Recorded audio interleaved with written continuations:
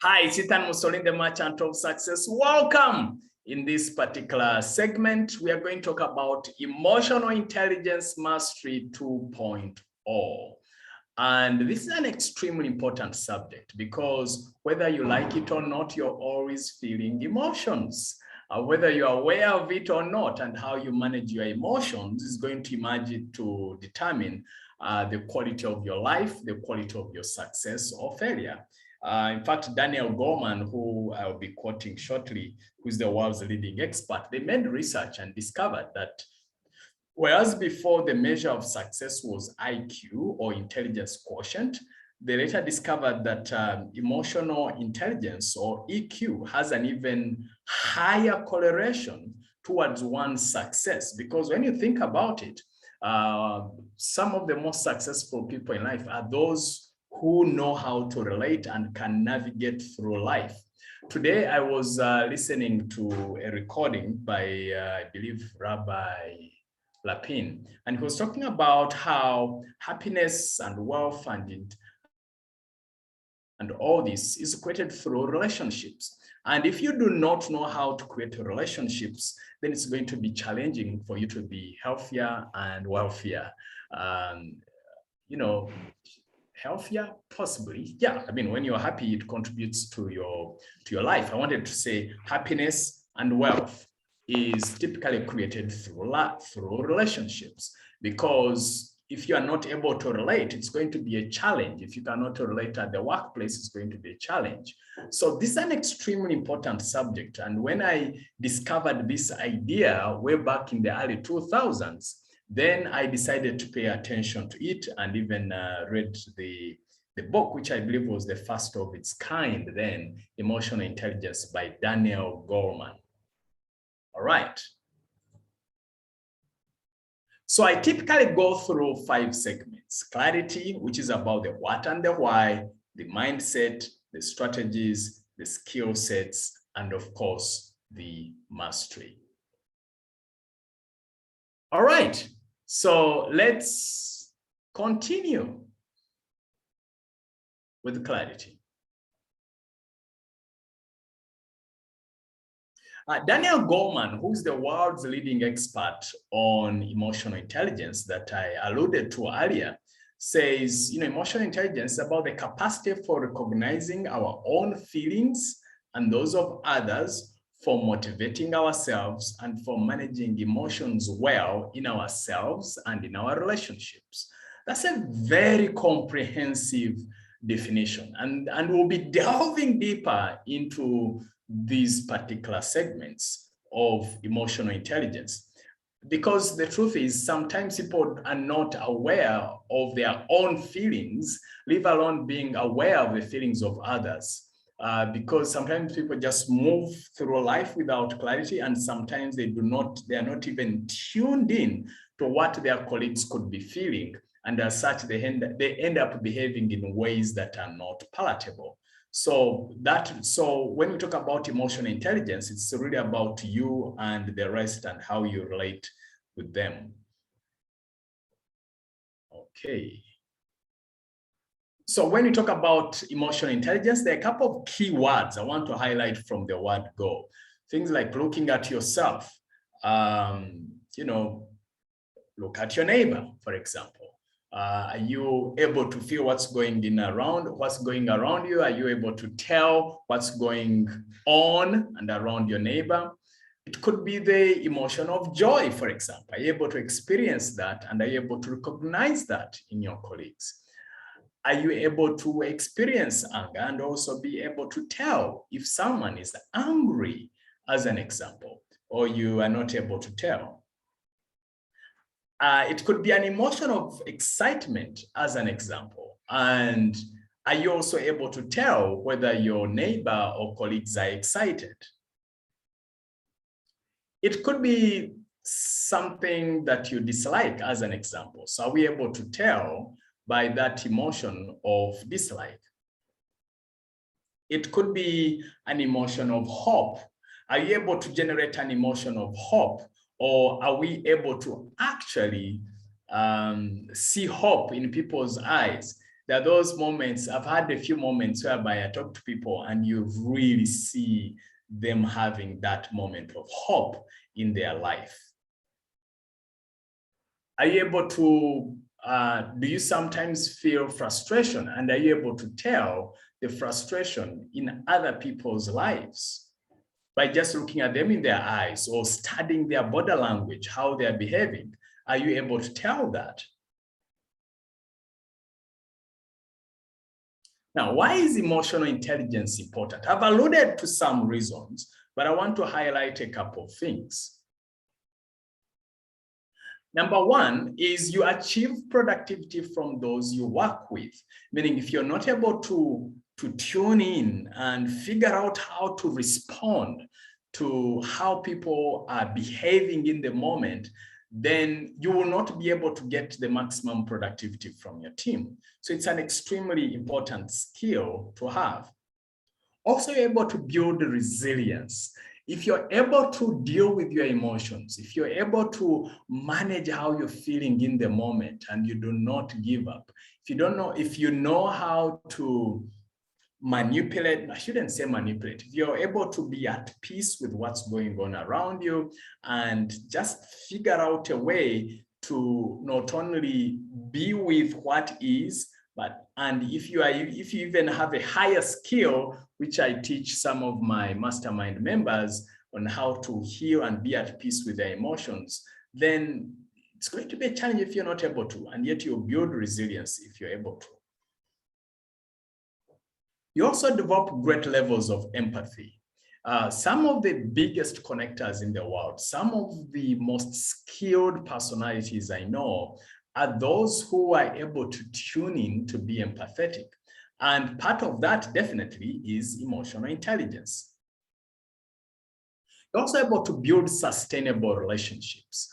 I've heard of characters whereby you hear of someone who cannot have a stable relationship, and you hear of certain characters, oh, he just blows up, or she just blows up, meaning they are not able to get a handle of their emotions.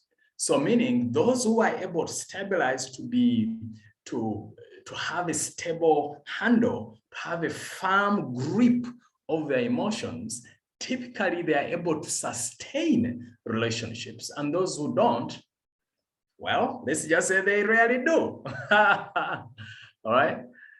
Then you also have the ability to cope with change. You'll be amazed that someone could be waiting for transfer and doesn't happen, and you see someone literally throwing a tantrum. And let's also be clear about this. The truth of the matter is, I remember saying this in one of the Succeeding Daily Mastermind members or Executive Communication Mastermind group. It was definitely one of the mastermind member groups, which I run every Tuesday and Wednesday. And that I would be happy to tell you at the very end if you're interested. So I remember saying this, that ultimately, all of us have matured in certain aspects, and we are still children in other aspects of our lives. What do I mean? There are people who are emotionally childlike. I'm sure, how many of us, just let me know in your chat, how many of you have noticed certain characters whereby small things just make people blow up and you're like, hey, but you're behaving like a child. Has that ever happened to any of you? Have you ever noticed such a character? You type in the chat, you type letter Y if you've ever seen someone like that. Just type the word letter Y to show yes. And you're like, that's like a child, come on, yeah?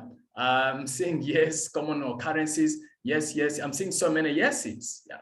So that means that that person has not worked at being mature from the emotional perspective. Now, that's not to badmouth such characters. I just want to bring it to your attention. But guess what? You and I are also childlike in other situations. So you might find most likely you're mature at an emotional level. Otherwise, you wouldn't be attending this session because it means you're emotionally aware. You're thinking, you know, I need to improve my game in this aspect. So I'm sure you and I are also childlike in other aspects of our lives. So there are very few people you find who are very complete in all aspects of their lives. So what I mean by ability to cope with change, so meaning people who are not emotionally mature, when a change happens, then they are grumpy, they are moody. My girls, visited their cousins, and so it was their first time to go out after, a couple of months. So yesterday, my 7-year-old was a bit moody. And when I asked my wife, she said, look, she didn't want to leave. Well, she just did not know how to cope with that change of scenario. She was super excited to be with her cousins. Now, so she's moody. She was moody. And that happens even amongst adults. And that's why I was getting the scenario of being childlike. So if you don't know, then you start behaving like a child. And once people start labeling you being childlike, then you want to get the big assignments. Then you want to get the leadership positions. You see, some of us, I know most of us are employed personalities. Some of us, and this is where people drop the ball. Some people think, oh, I am so skilled, I work so hard and this. And then your CEO or MD is observing when the rubber meets the road, or when there is a disagreement, you throw a tantrum, you're making noise, you don't seem mature in the moment. Therefore, like this one, let us keep her or him at the same level, because you're not able to cope with change, and yet they know that change is rapid. It's the norm, like we mentioned in the previous class, that change is the only constant in life. So that is extremely important, ladies. I'm spending a bit of time on the concept. So when you hear that emotional intelligence is one of the key determinants of success, that is a classic example. Someone is not going to give you more responsibilities if they sense you cannot manage your own emotions, because part of your job as a leader is to be able to navigate through the emotional swings in your group to manage the emotional dynamics in the group, to make sure that when people are fighting, you can step in, calm them down, move them aside, or talk to them. So in the CEO's mind, it's like, okay, if he can't manage his own emotions, how is he going to manage the emotions of others? All right. But if they notice that you can manage tense situations, you're calm, you still stay rational, you still stay engaged and present, then they're like, oh, okay. So in essence, that's also a sign of a leader.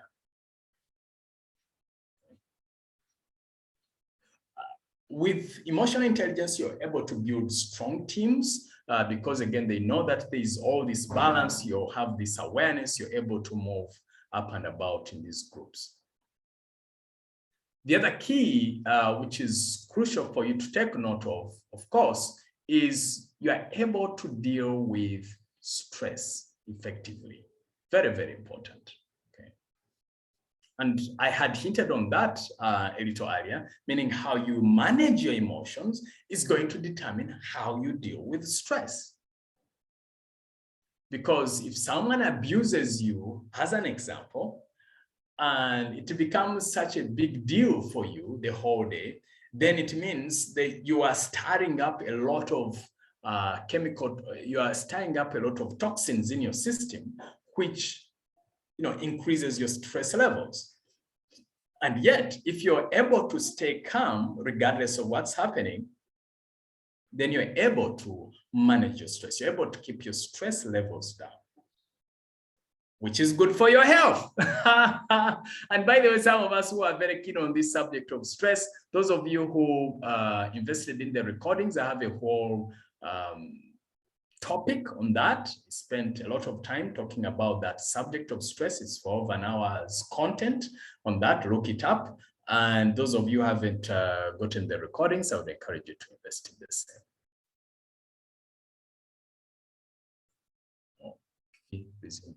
All right, so Emily is asking, some people are naturally moody. Is that a sign of being emotionally unintelligent, or can such a character change, or it's part of their personality? Number one, I do not believe in this notion of personalities being moody and that sort of thing. It's just that some personalities are more prone to being moody than others, that's for sure. It's just that there isn't a personality that there isn't a moody personality, or so to speak. Then the other thing we need to, then there is, so I want to answer the easier ones, then I'll answer the most crucial.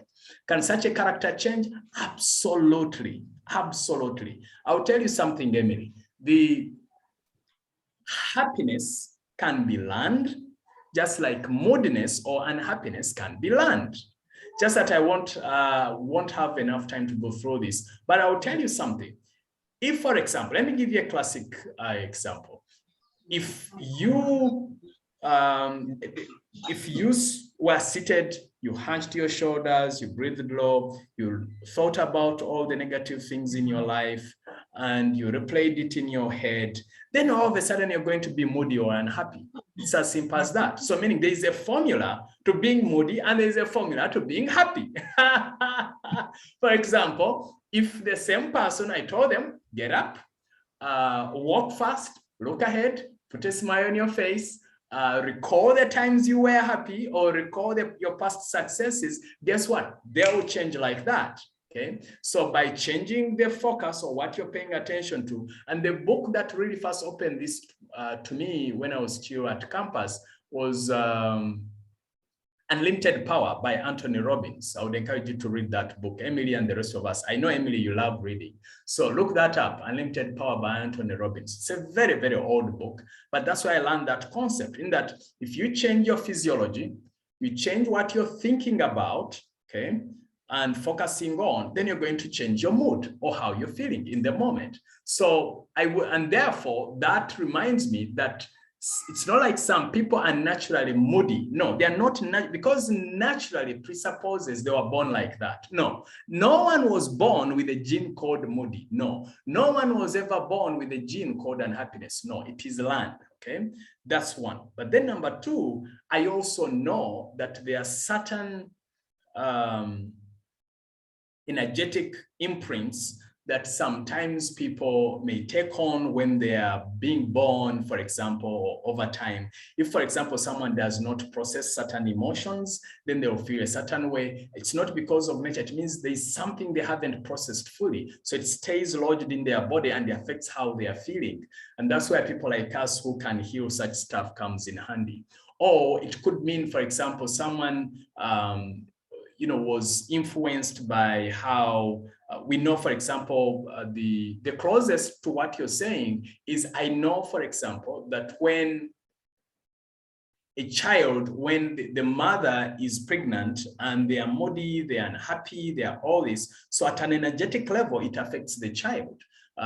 Most times the child is going to adopt those kinds of energies. So now you might say, but Ethan, isn't that then nature? No. That is at an emotional and energetic level. That's at an energetic level. So nature presupposes that, it's part of their genes and all that. Now, the good news is this energetic emotional imprint that is there at that moment can be influenced through nature, of course, then they overcome it, through, say, doing healing work, which I'm capable of doing for adults, to clean up that energy so that they are lighter and happier.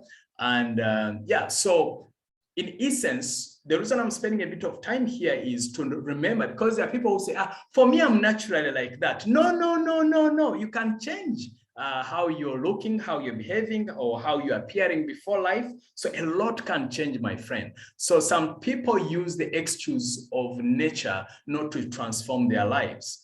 There are certain things, for example, my nails are short. So that's nature. I'm not going to change that. Apart from those people, of course, who put in those, what are those? those long nails you see on people's fingers. But either way, they are not natural nails. So my natural nails are short, and that's fine. I'm not going to change that unless I put their artificial nails, which I'm not going to do ever in my lifetime. So there are so when it comes to how we behave, that's learned. But there are things which truly come when they're imprinted in us. For example, I was born with this skin color. That's what it is. That's nature, so to speak. All right, so you raised something which is crucial. That's why I'm spending a bit of time. And Emily, you can type in the chat box if that's clear. Goretti says, can you clarify on the aspect of achieve productivity from those you work with? Yeah, what I meant by that, Goretti, is if you don't know how to manage your own emotions and the emotions of those around you, then, for example, if you're the kind who behaves like a child, you just burst out when you're unhappy about something, you grill people, you crush their emotions, then they're not going to become productive. But if you're able to sense, to know, for example, I will tell you, there are sometimes when my colleagues at Success Africa, if someone does something that I'm not happy with, but I sense they have not had a good day or they have had a challenge at home or something like that, then I would delay the feedback. Why? Because I know from an emotional intelligence perspective that this is not a good time to give them feedback. So I wait until when they're in a better place, then I give them feedback. Then that way, my chances of getting the most out of them is much higher than when they are down emotionally and then I go hit them hard with some challenging news, then they crash totally. Goretti, please let me know if that makes sense. Emily says, thank you, Ethan. Okay, great. Lydia says, as people grow older, they tend to be moody. Again, that's an assumption. So I would say the opposite is also true, in that there are people, as they grow older, they get happier. I will tell you, for example, as I've grown older, I've become happier. I grew up with a very challenging, sad childhood. I also know of other adults, I will tell you, there's a lady called Edith. Yeah, I believe she's called Edith Mukisa. There's a time I called her, I said, for me, the only thing I remained with is to thank God. This is someone who was in her 50s saying that. So was she like that from her earlier times? No. So yes, there are those who become moodier as they get older because they have failed to process stuff in their lives. But then those who have figured out how to get better and better with their lives, then they become happier. I'm sure if I was to ask in the chat box right now, if you know someone happier as they get older, please type happier. Oh, imagine learning moodiness. Yeah, you can learn moodiness.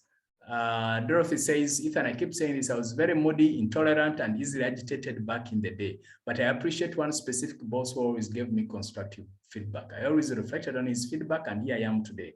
Anyone can be transformed as long as they're open-minded and willing to change for the better. There you go. We have Dorothy right here, who is in a happier place now. I didn't even know that she had typed this in. So the person, yeah. So yeah, it's really can be either way, okay? All right, so I'm seeing so many questions like Victoria said, how about people who are ever negative? How do you deal with a moody boss? So these questions, I'm going to respond to them at the very end. Please stay at the very end, then I'll answer them, because now I wanted to only answer the clarity questions. Dorothy says, I personally think when people grow older, they become more tolerant and resilient to things they have no control of. Yeah, I agree. That's also my assumption. Most of the people I've dealt with. So Team Success Africa, kindly capture these questions, some of these questions, let someone put them on a piece of paper somewhere now, because I can see there are many coming through, such at the very end, we don't drop the ball, we get everything. Yeah, I'm seeing, see their answers here. Happier, happier, happier, happier, happier, happier, happier, happier. Me, I'm happier. There you go. Dorothy, I am also. So yes, it can swing either way. It can swing either way, depending on how they manage their emotions, depending on how they are paying attention to who they are as individuals. So, and all of us can become happier, okay? My prayer is that we meet each other when we are happier. I would want my grandchildren to have the coolest grandfather. All right, that's my prayer, that I'm happier and wiser and fit, and I run with them and roll in the grass, say, oh, I'm gonna have fun with grandpa. That's my prayer, my friend. Okay. All right, now let's talk about mindsets for emotional intelligence. The first mindset, which is very useful, is people are friendly and sociable.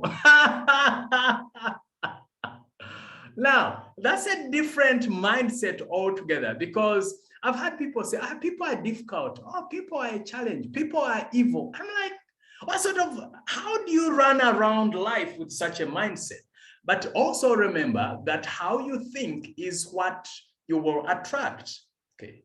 So you just need to hold a different mindset, and what you declare with words and hold in your mind, because now that is spirit. At a spiritual level, at a psychological level, what you hold, you attract, because that's the energy you keep around. So one of the healthiest mindsets you're going to adopt is people are friendly and sociable. So now some of us are saying, but Ethan, you can say that. Possibly you have friendly and sociable people. But me, you need to see me. Well, change your mindset. Start declaring something new, something different. And then you will see some different results. That's my promise to you. So I'm encouraging us to start believing that people are friendly and sociable. And once you do, then you start seeing that flowing into your life also. So again, your job is hold that in your mind until proven otherwise. So one of the lessons that my dad taught me, which I found very useful, was, look, just imagine that people are your friends until they prove you otherwise. So just imagine that people are going to be trustworthy until they prove you otherwise. Now, does that mean it's always true? No, sometimes, okay, there are people I've imagined, sometimes I meet people who are not necessarily friendly and sociable, but that doesn't change my view of thinking that generally speaking, people are friendly and sociable. And as such, because I hold that frame, most of the people that come into my world or I interact with are friendly and sociable. So you need to imagine that, then it will influence the results you create in your life. Okay. So please note that when I say this, that does not mean that there are no people who are not as friendly or not as sociable. It's just a frame you need to hold such that then you will, because when you hold this frame, then imagine it is going to influence how you're interacting with people. If you imagine that people are friendly and sociable, so that means you're going to behave in a friendly and sociable way. And that will then make people feel more comfortable. The second mindset is to believe that I have power to manage my emotions. So this is within your reach. You need to believe in this. Not to imagine that the world is the one which is in control. So you just need to know and declare to yourself that, you know what? It's my emotions and I have the power to manage my emotions. Once you declare that, then you're telling the world that I am in charge. The world is not in charge. How you treat and behave towards me is not the ultimate determinant. The ultimate determinant is the power I have within me. Again, remember, these are mindsets. So later I'm going to give you strategies and skill sets, but I'm teaching you how to think first. Because if your thinking is not right, then your behavior is not going to be right, and therefore the results won't be right. So I have the power to manage my emotions should be the second mindset. The third mindset is this, that emotions drive most of the decisions and reactions. Logic is used to justify them. Then once you know this, then it will influence you to pay attention to how you are interacting and playing with or engaging with people's emotions. So because this is very crucial, my friends, in that you have, if people are feeling very bad or they're in a bad place, their responses are not going to be favorable to you. So as much as possible, it's really about you paying attention to what is the emotional state that people are in that I'm communicating with. And how can I influence those emotions in a way that will serve the other party and also serve me? And notice I'm thinking win-win, not only about emotions that will serve you. Idea it should be emotions that will serve both of you. So my dear friends, this is the key, in that in sales, for example, we always say that people buy based on emotion and justify with the logic. That's true, because oftentimes you find you do something in a moment, an impulsive decision. Then when people are challenging you, you're like, yeah, but it was nice. I can't see how this is. Sylvia, just a second. So the point I'm making is, please pay attention to how people are feeling in the moment. Next, the world needs more empathy. The world needs more empathy. I cannot emphasize that enough. And the reason I'm saying that, my friend, is,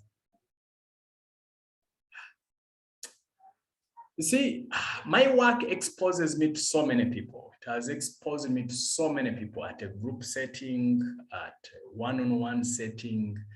And it's amazing, every person you notice that they are going through their own troubles. Even the Bible, that I believe it's in Proverbs, it has a verse that every heart knows its own bitterness. So you just don't know what people are going through. So meaning, be very slow to judge, be quick to empathize. Oh, Samantha, write that one for me down somewhere. Let's capture it somewhere. Yeah. So be slow to judge, be so quick to be very slow to judge. Let me write it here also. Be very slow to judge and very quick. Just say slow, be slow to judge and quick to empathize. Because you have no idea, you have no clue, my friend. You're seeing people putting on suits, some of them are even smiling, but you have no clue how much pain they are going through. When they close that door, when they go to their bedroom, you have no clue, you have no idea. As I'm saying this, I'm almost feeling teary because I've interacted with so many characters one-on-one who, who share some of their personal stories privately to me. And you're like, wow, cannot imagine you're going through this and you're still managing to go to work or still managing to put on a smile on your face. People are going through a lot. The challenge is we quickly get so self-absorbed in terms of the words they say to us or what they did to us, but sometimes you have no idea. Sometimes you see a parent beating a child to pulp, and you're quick to say, can you imagine what kind of hurt is that? You have no idea. It could be that that's how she was being treated last night by the husband.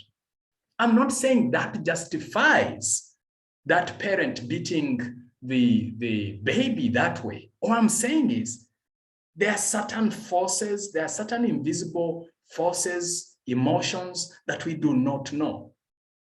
Therefore, part of emotional intelligence is to carry the tune, the thermometer, the empathy thermometer of glass to say, you know what, I need to be more kind today. How can I be more empathetic today? How can I be more kind today? When we were growing up, you would cry and you would cry and the parent would beat you and say, it would beat you more and then say, Atesidika. Okay, you're crying, but a parent is beating you and telling you now, keep quiet. You're saying, but you're beating the child. And so that's double. So you're crying, What kind of treatment is that? But you know what? That's the best they knew. I'm not blaming them. That's the best they knew. Some were my parents, some were neighbors, and that's the environment we grew up in. So sometimes, and because of also having interacted with many people, so sometimes when especially my 3.5-year-old daughter, when I see her crying, rather than quickly wanting to blame her, I just hold her. Because I don't know what she's processing right now. Because I also know if she does not process those emotions, Emily, just let me call your attention here since you're so keen on psychology. So part of my imagination is, if she's crying, I have no clue what she's feeling at the moment. If I come and find her in the sitting room and she's crying, we're here. So these days, unlike before, I would say, okay, what has she done? What's going on? So these days, what I do is with this awareness that I now have, so when I find her crying, I don't ask her, I just carry her and put her on my chest. No judgment, no, pushing her, keep quiet, no, just holding her with empathy. And then she keeps quiet, then she's calm, then off she runs and runs.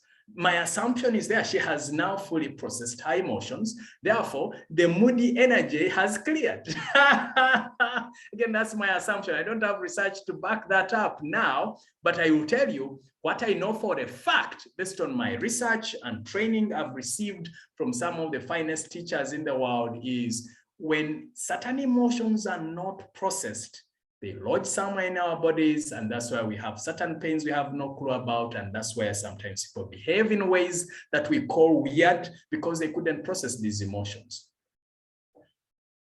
This number 5 is related to number 2, but a different way to frame it. I'm just giving you another language, which is I am in charge of how I react to what occurs to me.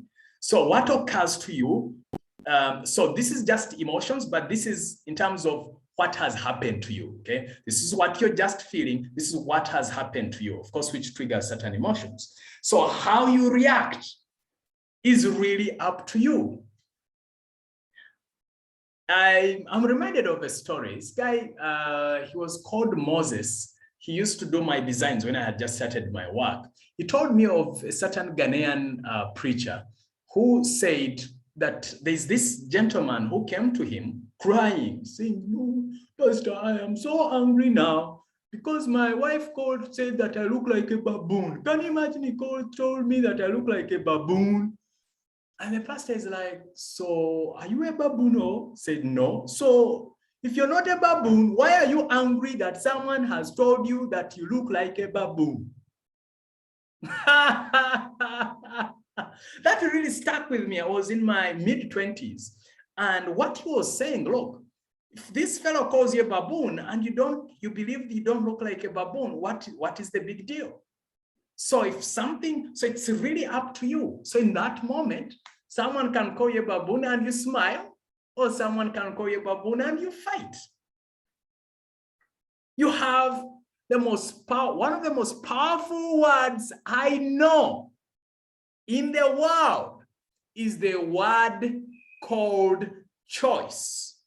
You have a choice, my friend, and how you are going to respond to what happens to you. Because I will tell you, there are people, when power goes off, it's like the world has, oh my goodness, power is going on. They behave like, oh, now I can't even watch my series. Like, what? Relax. Why do you have to behave that way at such a level?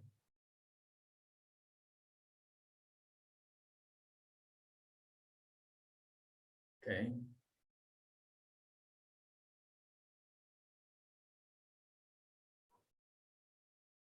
Here's the big picture of emotional intelligence. Number 1 is self-awareness.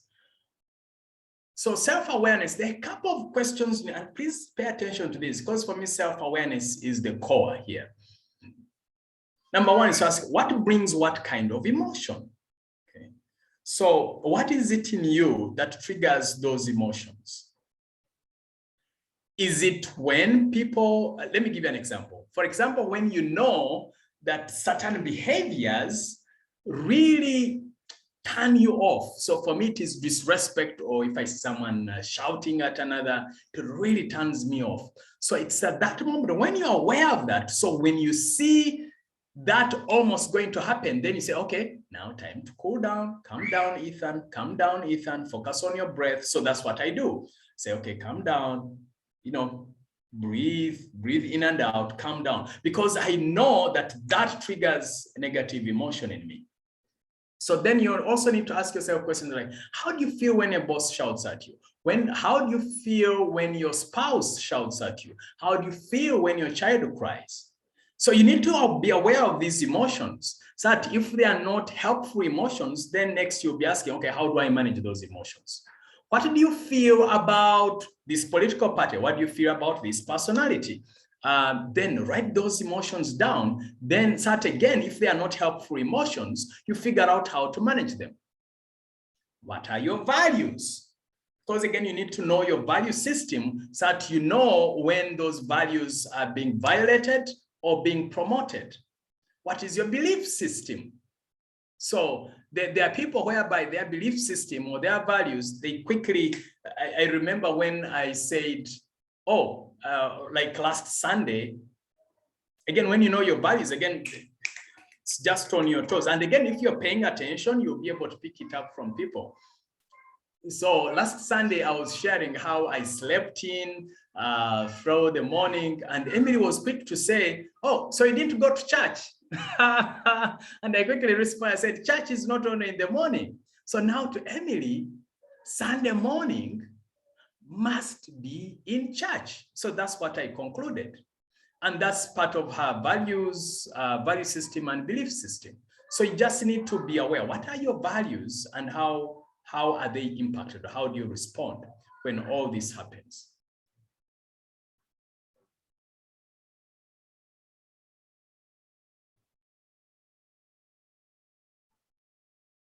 The other strategy is self-management. And self-management, number one, is you have to hold yourself accountable. For example, make a commitment to admit mistakes and face the consequences. Making a mistake is not a misnomer. It's not a crime. You not admitting it, not acknowledging it, and being ready to face the consequences is a misnomer. It is unprofessional. The other key to emotional intelligence, you have to practice self-discipline, delayed gratification. Now they made research and among these kids, and they told them, look, you have 2 marshmallows. No, they said, you have a marshmallow. I don't know whether it was 1 or 2, but they gave them a marshmallow. And then they said, okay, if you can hold on for a certain number of minutes, could have been like 10 minutes, you can eat it if you want. But if you hold on for an extra 10 minutes, then you'll get another marshmallow. So some kids ate the marshmallows right away, instant gratification. Then there are those who waited for the number of minutes to pass. That meaning for them it was delayed gratification, and they followed them up. And over time, they discovered that those who delayed, the kids who delayed their gratification, they became much more successful in their lives. So self-discipline is absolutely crucial, all right?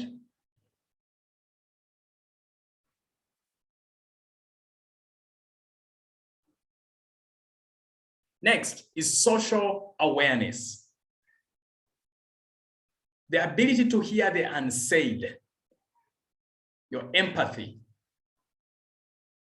When I say ability to hear the unsaid, is when someone says, I'm really, really unhappy. Now the unsaid is, it's not just being unhappy, that person is most likely hurt. So are you able to tune in beyond the verbal? Empathy. Empathy is about stepping into people's shoes. So this upper part is about the self, and then the lower part is about the other. Okay, because emotional intelligence is about the self and the other. Okay, I'll give you the 4th component.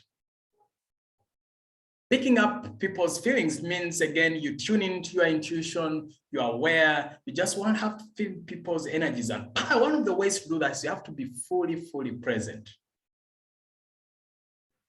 Number 4 is you have to understand what people are going through. And one of the ways to do that is ask questions.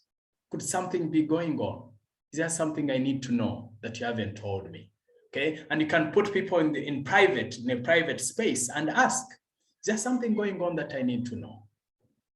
And again, the tone, like I've mentioned before, please pay attention to your tone. If you say, what could be going on? Is there something happening that I need to know? Why are you behaving this way? No, put them aside. So I've noticed of late you've not been behaving your normal self. Is there something else I need to know that I don't know yet? And sometimes people may not quickly open up to you. So you can tell them, look, it could be that right now you're not comfortable to share. And at any one moment, just know the door is open. Whenever you feel ready to talk to me, please let me know. I'll be more than glad to listen. And then because you may ask and people are not ready to share, it could be something extremely private and they are not ready to. And if you're a leader, it could be very useful if I were you, if you notice a character is behaving out of quirk, so to speak, then you could talk to their close friends and see and figure out, or if they have their, if you know someone else in their circles that you can reach, talk to them. Because sometimes people are struggling with mental health issues. There's someone I know of, well, it's not an exciting story, but I'll share it for learning purposes. There was this young man who was working in a big institution here in Uganda, and he started behaving in a funny way, and people did not pay attention. No one got close to that young man, and the fellow committed suicide a few days later. But something was not right, but no one went ahead to find out what could be going on in this young man's life. So sometimes just extending that olive branch to ask, you could actually save a life. The other strategy or pillar is relationship management. Things like teamwork and collaboration, developing others. Are you developing others? Are you developing teams? You also need to think about being a change catalyst. When I say change catalyst, I mean you have to be the kind that is looking for ways on how to transform where you're working from, and you decide to be at the center of that change. The other key skill strategy that you need to develop is the conflict management. That you have to develop that ability. You need to identify conflict and resolve it. The good news is in the earlier segments, I believe it was in the first week, I talked about conflict management. So those of you who have the recordings, please look out for it. Number 5 is building bonds. You need to bond with people. You need to connect with people. Get close to them. Find a way to get close to them. Because in life, it's crucial that you do. Bonding is extremely important. Because when we talk about relationship management, you're not going to have a healthy relationship unless you choose to do things that will help you bond. For example, it could mean something as simple as going out to lunch with another individual. That helps you bond. So what are those things that you need to do to bond at a deeper level with your friends, with your family, with your like this morning, you know, about 2 weeks ago, when they were younger, I used to, my firstborn, when she was younger, I used to carry her on my shoulders. Then like the whole year I didn't. So the last month or so I started. So yesterday, my daughter asked me, it was actually today's morning, said, Daddy, I want us to play. So I said, okay, which game do you want us to play? Said, okay, just taking me around. I said, walking? Say, no, just carrying me on your shoulders. So for her, carrying her on the shoulders, she enjoys that. Of course, it affects I noticed this morning, it affected my neck because she's almost 30 kgs. I don't know what, possibly she didn't sit properly or something. But I know that's an activity that helps us bond. Because when I take the first bond around, then I take the second bond around the neighborhood. So for me now, I've noted it in my head. So I said, okay, so what is it that you love about this? So she told me what she enjoys about this. So it will be one of the things that you know, my daughters and I will be using to bond. So you have to figure that one out. For your clients, for your business associates, for your teammates, for the team you lead, what are those things you can do to bond? All right.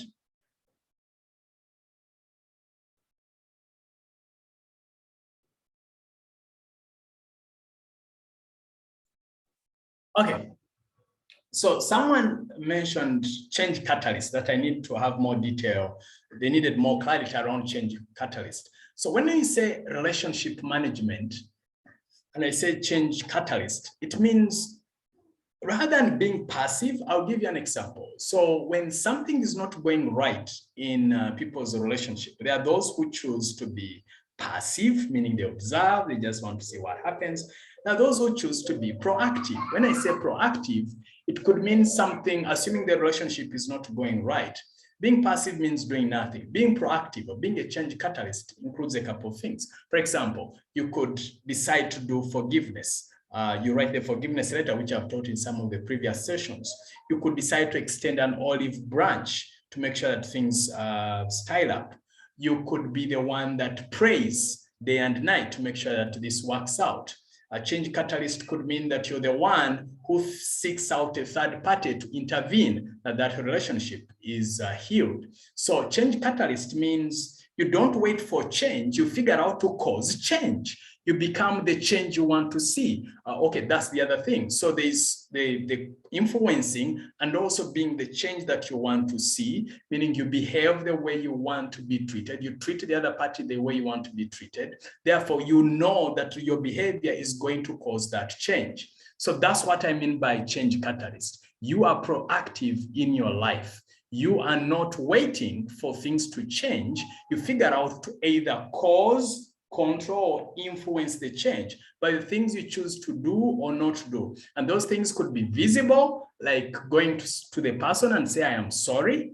Or it could be the invisible, praying, forgiving. All those are invisible, and yet they will cause the change if you're persistent and consistent. I mean breakout rooms. All right. So let's talk about the Rula model of emotional intelligence and the skill sets. It's a quick model that helps you to think about emotional intelligence quickly. Rula. So Rula, you take it as an acronym that will help you remember this. Number one, R standing for recognizing emotions in self and others. Are you able to recognize emotional states? U standing for understanding the causes and consequences of emotions. What could be the causes? And sometimes you may not understand, but at least you should attempt to figure out what those causes could be and the consequences could be. L, labeling emotions accurately. That's big because sometimes I see, and sometimes it also happens to me where I label emotions wrongly. What do I mean? See, in this world of emotional intelligence, if you label an emotion of someone being, there's a difference between someone being unhappy and someone being hurt. Hurt requires more attention and intention. While unhappy, it's not a big deal. So you need to figure out to label emotions accurately. And part of that is for you to expand your awareness of how many emotions are out there. E is standing for expressing emotions appropriately.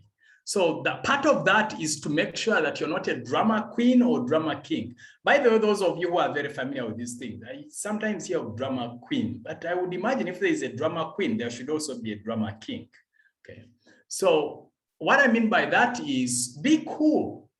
Do not over-exaggerate. That doesn't mean hiding, even though sometimes there could be moments when you need to do that, hiding the emotions, depending on the context that you're in.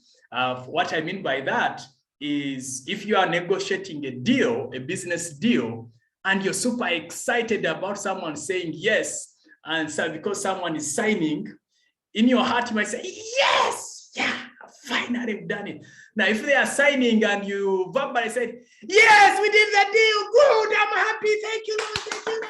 The person will be like, this one seems to be too excitable. Let's not close the deal. So there could be moments whereby you need to manage. Emily says drama queen is changing kids. All right. But I've seen that also in adults anyway. So the point I'm making is expressing emotions appropriately is you measure depending on what sort of emotion would be appropriate, depending on the context. There could be moments where you need to be as raw or as authentic as possible. And there could be moments whereby if you are to be raw, it may work against you. Okay, so just to balance that out. And that also means regulating emotions effectively. So that's related to the one above also. So regulating means there could be moments where you need to, how do I call it? Suppress in small quotes, like what I've just talked about. And you regulate the emotions in that moment. But expressing means if, for example, you are super annoyed, and you know that if you are to be as raw as that in your being annoyed, people are going to misunderstand you, they won't even hear you, then you have to first calm yourself down and see how to speak in a measured manner, even when you're super annoyed. But regulating emotions, the difference is that it may not be you expressing, but how you are in the moment. How are you showing up in the moment?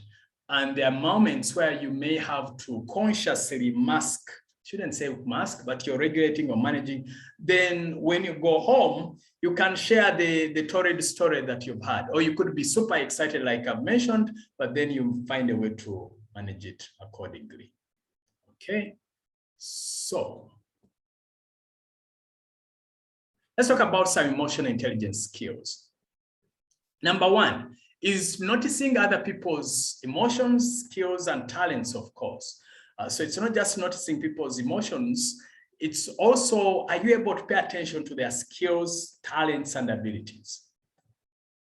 The second key is show interest in others. Last time when I was talking about interpersonal intelligence, I mentioned how I learned the idea of that the best way to become an interesting person is to be interested in other people. So ask them, talk to them. Today I was walking in the neighborhood, saw this amazing lady, always in the car outside with the word, where birth holds no fear. They have an amazing, it's a non-for-profit engagement that helps mothers who do not have funds to go to these fancy hospitals and all that. But I was amazed by the story. And she was like, oh, you should come and pass by one of these days. But I showed interest in her, and I was fascinated by the story because personally, I was really deeply touched because I know my mother passed on childbearing. She passed on, even the baby passed on. And I believe she didn't have proper care because we were very poor. So I really believe that if there were people like her next to her, then it would have been a different story. So anyway, the point I'm making is just show interest in others. You never know where that story might lead to. And I want to see how I could be of support to this amazing lady and her organization. The other key is pay attention to how you feel and how you react to certain situations.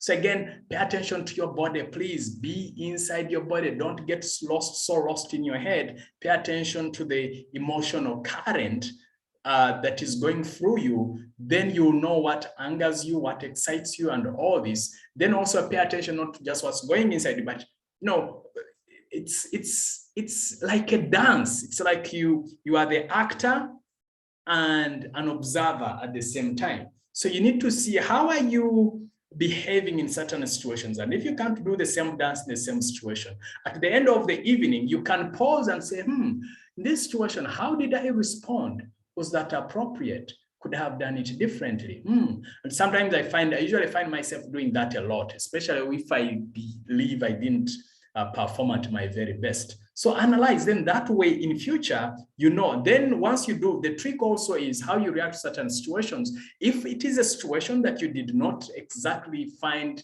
yourself like you performed at your very best, then start playing a future movie, certain future, in certain situations. How do you see yourself behaving? How do you want to behave? Then that way, when that situation pops up again, then you will most likely recall that movie in your head, and then you will behave in a much better way. So that's one of the biggest tips I can give you right there on how you react to certain situations. If it's great, fantastic. If it's not great, then start in the evening or in the morning, whatever the time is, start replaying a different movie. Next, reframe and question your own perceptions. So, meaning, are you just being judgmental or you're right? When you say question your own perceptions, let me see one of the perceptions I had. Yeah, I'll give you an example. So I used to have a negative perception to people who put tattoos or who put pins in different parts of their body, as an example. So I recall when I was a teenager and in my 20s, I used to have a negative perception. Like, who does that? How do you? But then later, as I grew wiser, I started learning that, you know what? Every person has their own way of behavior. And part of my job is to be curious and understand and appreciate where they're coming from. So since I would say, not early, but mid-30s, I believe that's when I really developed a very strong frame around that. So I said, you know what? Instead of being judgmental, be curious. What is inspiring these people to do that? So these days, I even stop people. I say, wow, that's an interesting tattoo. I'm wondering what inspired you to do this. And you'll be amazed. People have interesting stories. There's a young lady who came to my office. She had a pin in, was it in her nose or her tongue? I don't. Then I asked her, and they said, no, I had, you know, I always feared, I was in a state of so much fear, and I was tired of always living in fear. I said, I need to overcome my fears. And I said, you know what, if I can do this, then I can be able to overcome, and if I can be able to overcome things, I can be able to overcome my other fears. So that's why I said I went there and did it. And since then, I've been behaving in a more braver way. So like, wow. So if I had not reframed my perception or how I to look at the world, then I would have missed out such a story. I've found, okay, I've had so many lessons, people with tattoos and their things. So that's my side of the story. What's your story? Which perception do you need to reframe? Because sometimes part of emotional intelligence is for you to go around being annoyed by even the smallest of things. That's not the way to live. Please don't let small things annoy you. So it used to bother me. I shouldn't say annoy, but it used to bother me. It used to disturb me emotionally, seeing these things. But now when I see, I'm like, okay, wow, I wonder what story it is. See, that's a much healthier way to live. So then I don't carry this negative charge around me in my body and in my mind. Next, share your own emotions. Don't bottle up. So there is also a way to share your own emotions. And if you can't at least say it to people, journal it. Find people you can share these emotions with. Because sometimes if you bottle so much stuff, then one day it will just blow up and people are like, what was going on? People will get shocked. So please do not hide this stuff. Talk about it to people you trust. If you have a confidant, talk with. You could be having a coach as an example. I know some of my clients tell me some of really very, very close stuff that is to their heart. That's perfectly fine. So it could be a colleague or a counselor or a coach like me, then it always makes a big difference. In fact, one of my coaches told me that he speaks to a therapist every week. I said, why? He said, yes, I don't want to have stuff in me. I just want to release it. Like, wow, how cool. Then practice empathy. Step into other people's shoes. Just imagine what could be going on in their world. Step into their shoes. and see how it feels, right?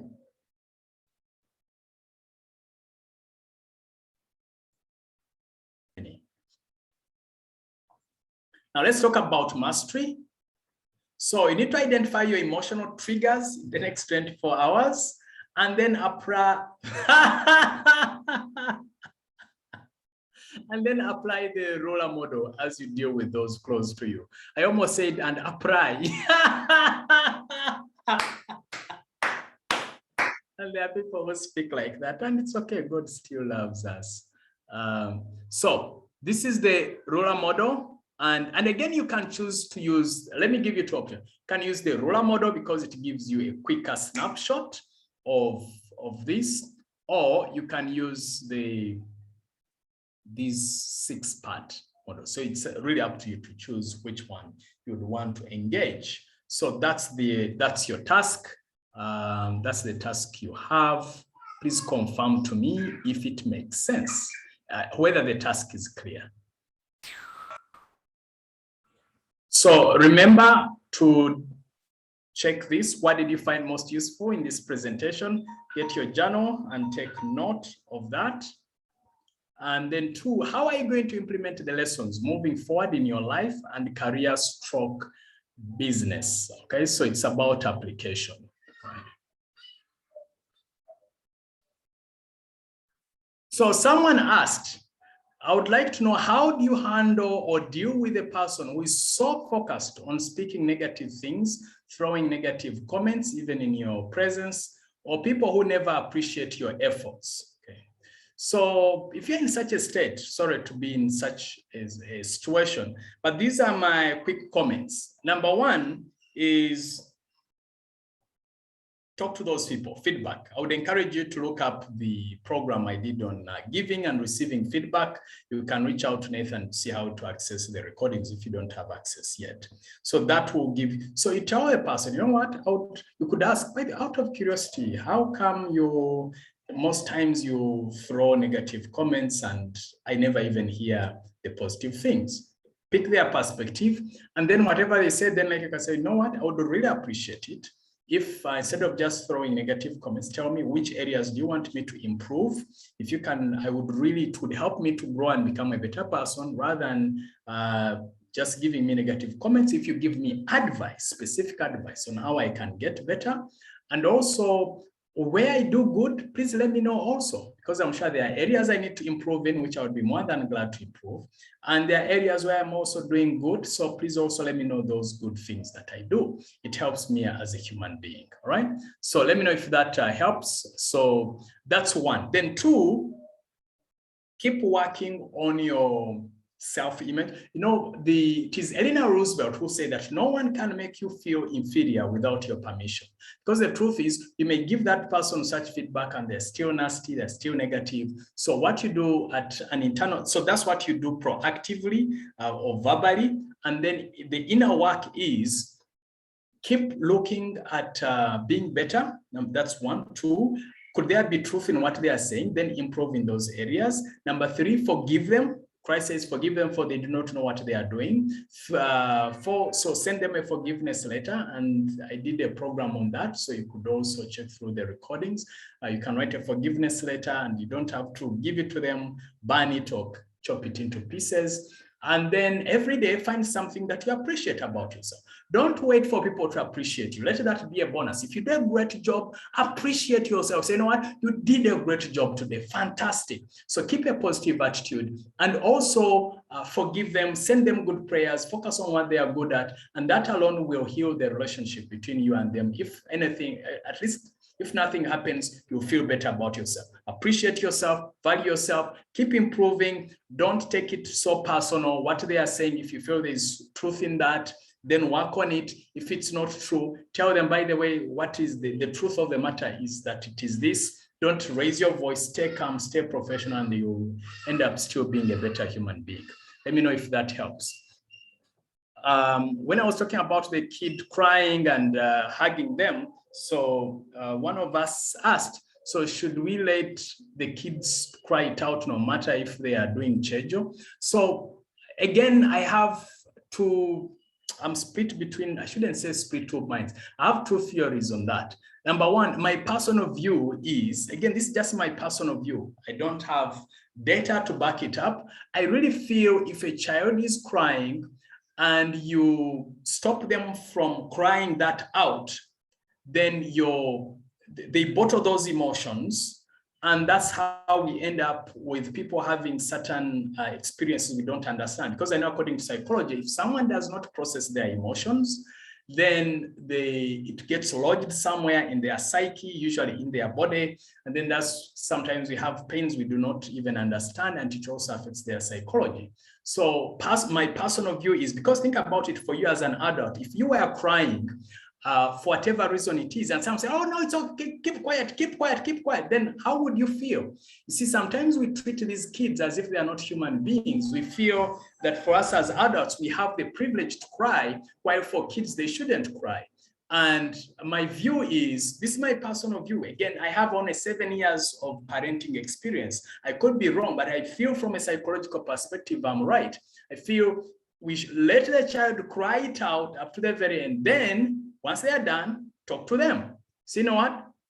In future, you need to do it this way. This is what's happening, or what could be going on. Then you educate them, you advise them. Then that way you have let the emotion go out by them crying, and then now you're educating them at a logical level. So that is my theory. So that's something I've been selling to my wife on how we can be handling these situations. But again, I have 7 years of experience. I don't have so much experience to back it up. I really do not believe in shutting the kids down when they are crying. I believe let them cry, and if we feel that what they are crying about is irrational or not logical, the best time to talk to them is when they have finished crying. Then they will be able to listen to us properly. Because the problem is that we are shouting at them, then we want them to keep quiet, and then we are advising them at the same time. So would you as an adult really take on advice appropriately when you're crying, when you're processing something? And again, let's remember that these kids, this is again my theory, these kids, their level of understanding, their logical understanding, we are describing it as chejo based on our understanding right now at the age of 30 or 40 or 50. But you never know, for them, that is the most logical thing to do. So their mind is not that well developed. So we are judging them using a 40-year-old mind. We are using logic and understanding of 40 years experience towards a child who is 4 years experience. You're 10 times older, wiser, with more experience. So who am I to, so I shouldn't say who am I to say, well, it could be chejo, but then do they understand that it's chejo? And is the best time to talk to them when they are crying? So my theory is, again, I know we don't have much time to debate. I wish we had ample time to get, because there are parents here who have much more experience. But that's from a psychological perspective, I believe I'm right. From a parenting perspective, in terms of the long-term impact, I don't have data to back that up. To say, okay, I have had this 30-year-old kid, and because I did this and that and that. But I know, in my view, I do not subscribe to the notion of shutting someone down to crying, because you have no idea what they are going through. You have no idea what they have been carrying through from the time when they were conceived in the womb to where they are at now. They have their own stuff, just like you and I have our own stuff. So there are things that make you cry, which other people say, why are you crying over that? But they don't know that you're carrying certain baggage that is making you cry over what they call small things, but in your world, it's a big thing. So this child also is a human being. They have emotions, they have a mind of their own, and they're not thinking like us. They don't have the experience that we have. So I'm not saying that we just let it pass without advising them and all that, but I just feel we need to give them the space to process the emotions and then talk to them, advise them. That's my take on that. Someone asked from others, how does one be positive in a negative environment? So how you do that is, even amidst the most challenging of situations, ask yourself, what else could be positive about this? What am I learning from this? Then the other thing I find useful is expose yourself to positive information. There's someone who told me that they were introduced to come here. You look for platforms like this. If you have the budget, I mean, apply to be part of the Succeeding Daily Mastermind, where you know every week at least there was a dose of 4 hours where you're talking and engaging with positive people who have great ideas and are successful. So read positive things, listen to positive things, journal about positive things, reframe, look for things that are positive in each environment or in each situation, pick lessons. And every day, so long as you're alive and kicking, there is always something to be positive about, to be thankful for. So the biggest trick though, is stay in a state of gratitude. What are you grateful for? For example, most likely you had breakfast. Did you say, thank you, God, for the breakfast? I forgot to say that. I will tell you. You had lunch. Did you remember to say, thank you, God, for lunch? I will tell you, I forgot to say that. There are many other things I said, thank you, Lord, for. So when you do that over time, you'll discover that there is so much. That's why when we are starting these segments, it's like our theme song has been Count Your Blessings every day. So when we are starting sessions, we say, we go through that song, Count Your Blessings, one by one. You'll be amazed. Oh, it's time. Oh, I'm sorry. So kindly, team, just give me 2 minutes. I must answer this. How do you deal with a moody boss? How do you deal with a moody boss? Number one, do not be moody yourself. Keep a positive attitude. Appreciate, find things that you feel are positive about them. And if you have some feedback to give or advice to give or something to ask for, go when they are not moody, because I'm sure they are not moody 24/7. That's my belief. Dealing with negative people is really crucial. The first thing they see is a negative one, it kills mood and drive. How do you deal with that?